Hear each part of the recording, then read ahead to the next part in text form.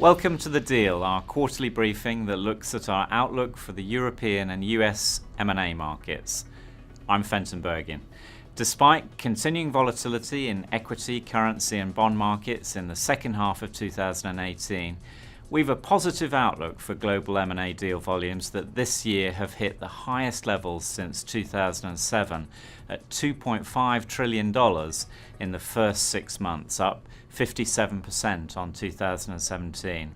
Undoubtedly, there are some clear headwinds with risks to global trade around the current geopolitical environment and tightening monetary policy in the US, Europe and Asia.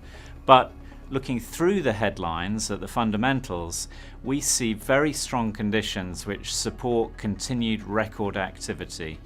US economic growth continues to accelerate, fueled by tax cuts and a strong labour market.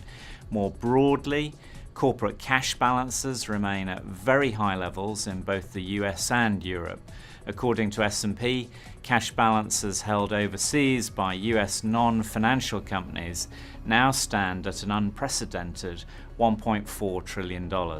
With the Fed and the ECB focused on keeping inflation low, and with a favourable tax environment in the US, we see investors strongly encouraging companies to drive higher profits through M&A as opposed to pursuing slower organic growth strategies. We also see a continued rise in activist investors pushing hard into listed companies to drive both the return of undeployed surplus cash and the divestment of non-performing assets to drive shareholder value. On interest rates, yes, they're on the up, but slowly, and the combination of historically low rates and high equity prices continues to drive investors searching for yield to pump capital into higher return private equity funds. Currently, funds have $1.1 trillion of dry powder of committed cash to invest at the mid-year. It's no coincidence that M&A leveraged buyout volumes are 44% up on 2017, and LBO purchase price multiples are at record highs as buyout firms look to deploy this wall of cash.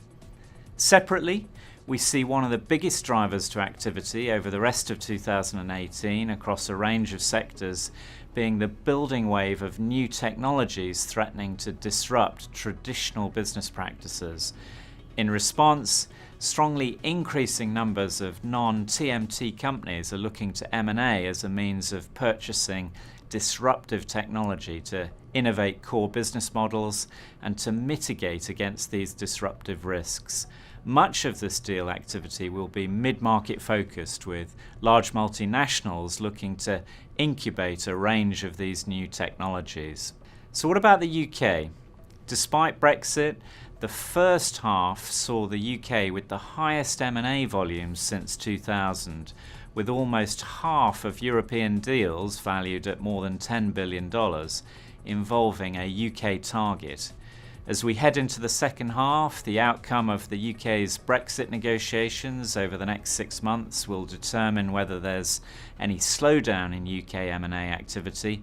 But to date, while some sellers have accelerated exits, broader concerns around a major impact on M&A activity have largely not materialised. That's it for this briefing, and I hope you have a great summer, and I look forward to our next update in October.